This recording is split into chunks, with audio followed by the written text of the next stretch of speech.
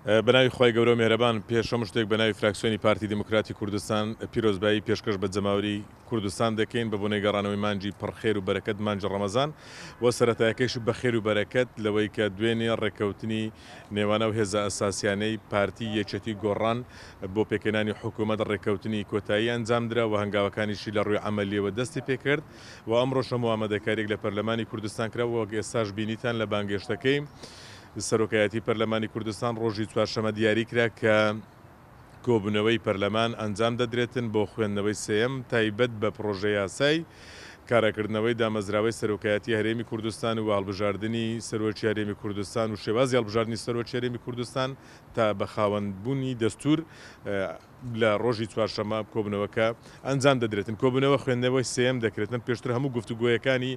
پێویست بۆ مادە بە مادەی پرۆژە یاساکە کراوە تەنها دەنگدان دەبێتن مادە بە مادە و پاشانەکە تەواوی مادەکە دەنجی پێدەدرێت. دوای ئەوە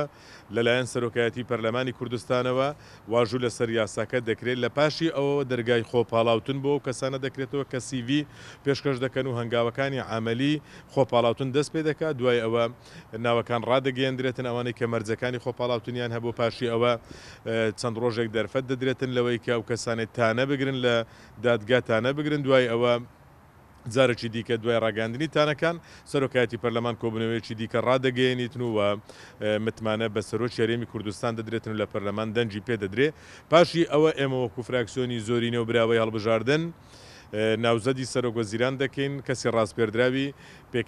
پێکەنەری کابینە و بۆ سەرۆکوەزیران ناوزەد دەکەین و ناوەکەی پێشکەش دەکەین. پاشیەوە مەرسوم دەردەچێت لەلایەن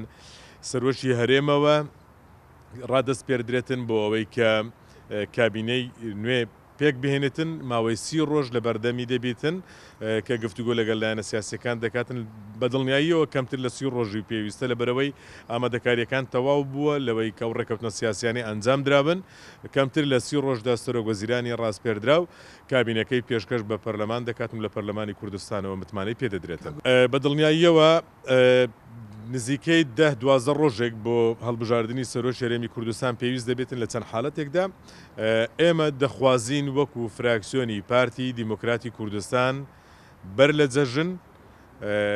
هەم سەرۆکی هەرێمی کوردستان هەڵبژێردرابێتن و هەمیش کابینەی نوێی حکوومەت متمانەی پەرلەمانی وەدەستێنابێت. تا ئێستاکە فراکسیۆنی یەکێتی نیشتیمانی کوردستان کاندیدی پێشکەش نەکردووە بۆ ئەوەی کە چێ کاندیدی ئەوان دەبێ بەڵام ئێمە جارێکی دیکە تاکید دەکەینەوە لە چوارچەوەی ئەو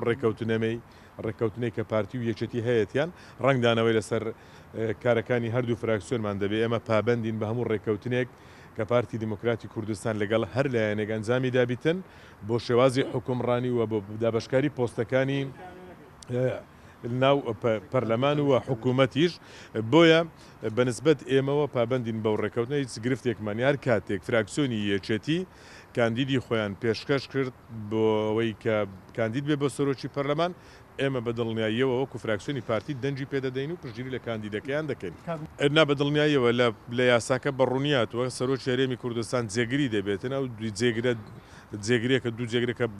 بە هەر جۆرێک بیتن لە پەرلەمانەوە متمانە وەرناگرن. سەرۆکی هەرێمی کوردستان کە سوێندی یاسایی خوارد لە پەرلەمان دوای ئەوە دەسەڵاتی خۆی بەکاردێنێتن جێگرەکان دیاری دەکاتن و جۆرێک نییە یعنی بەیەکەوە سەرۆک و جێگرەکانی لە پەرلەمان متمانە بەدەست بێنن. ئەوە لە هەتا لە پێشتریشدا لە یاسای سەرۆکایەتی هەرێمی کوردستان لە خولەکانی ڕابردوو سەرۆکوەزیران و جێگری سەرۆکوەزیران بەیەکەوە ڕادەست پێدران بۆ پێکینانی حکوومەت. ئێستا لە یاساکەدا ئەوەش هەموار کراوە تەنها سەرۆکوەزیران ڕادەست پێدرێت. بۆیە لێرەش لە بابەتی سەرۆکی هەرێمی کوردستان تەنها سەرۆکی هەرێمی کوردستان لە پەرلەمان متمانە بەدەستدێنی بەڵام بەخۆی دواتر بەپێی ئەو دەسەڵاتانە یاسا پێیداوە جێگرەکانی خۆی دیاری دەکاتن.